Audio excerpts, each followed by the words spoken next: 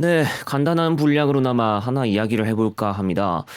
이번 달 초 정부를 통해서 운수사업법 시행규칙 일부 개정령안 입법 예고했다는 소식이 나왔죠.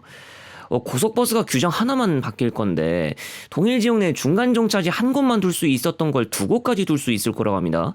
동일 지역 내 중간 정차지 두 곳을 두면 원래 시외버스로만 운행 가능했는데 조금 완화되는 거라고 보시면 되겠습니다. 그냥 중간 정차지 하나 더 늘리는 건데 뭐가 대단한 거라도 있는 거냐고 보실 분들이 계실 텐데 조금 크게 지각 변동이 일어날 소지가 있어 보입니다. 오해하실까봐 말씀드리지만 고속도로 밖에 타지 터미널이나 정류소 경유는 이번 사항에 해당되지 않습니다. 우선 고속버스 운행 요건을 설명해 드려야 하겠는데요. 운행거리 100km 이상, 전체 경로 중 60% 이상 고속도로 경유 필요, 동일 지역 내 중간 정차지가 기존 기준으로 하면 한 개만 둘 수 있고 고속도로 밖에 타지 터미널이나 정류소 경유 없이 운행하는 사항 등이 있습니다. 이를테면 서울 호남 여수 노선이 해당되죠. 고속버스 노선은 기본적으로 국토교통부에서 인가하고 시외버스가 도에서 인가해주는 것으로 되어 있습니다.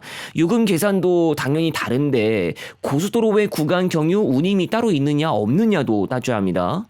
여기서 지각 변동이라고 이야기를 했던 이유 크게 보면 두 가지입니다.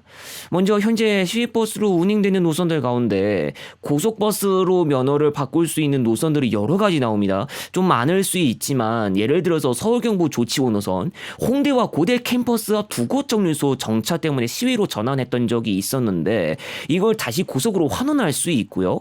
동서울 속초 간 무정차이지만 속초중학교 학사평 교차로에서 중간 하차 가능한 노선도 있고 동서울 북대전 IC 대전청사 유성 노선도 있고 태장동 우산동의 중간 정차하는 원주 강릉시외 무정차 노선도 고속버스로 전환할 수 있는 겁니다. 역시 동일 지역 내 중간 정차지 최대 두 곳 있는 부산 사상 사천 삼천포 노선도 가능할 수 있습니다.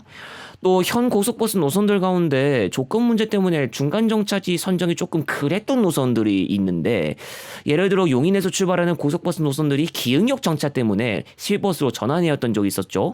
신갈에 이어서 기흥역에도 정차했다가 신갈 단독 정차로 다시 바꿨는데 이번 요건 개정이 정식으로 이루어지면 기흥역 정차가 다시 이루어질 가능성도 있어 보이고요.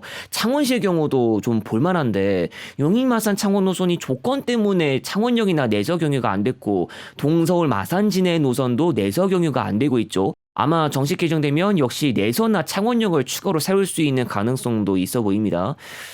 그리고 호남 쪽도 살펴보면 전주고속 광주 노선의 호남 제1문 경유 차량편이 운암동만 정차하는데 역시 규정 개정으로 비하정류소 경유 가능성이 열릴 수 있습니다.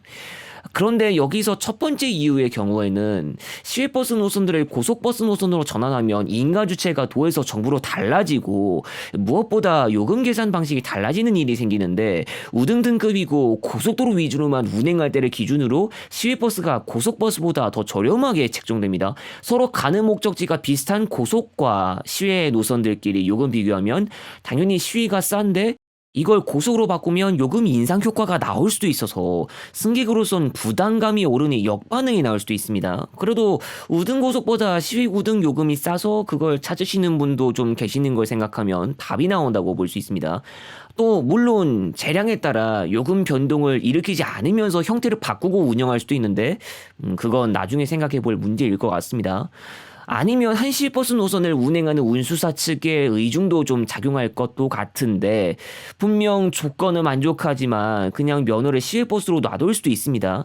아직은 정식으로 개정된 것은 아니라서 좀 더 상황을 봐야 할 것 같습니다. 네, 이만 마무리하도록 하겠습니다.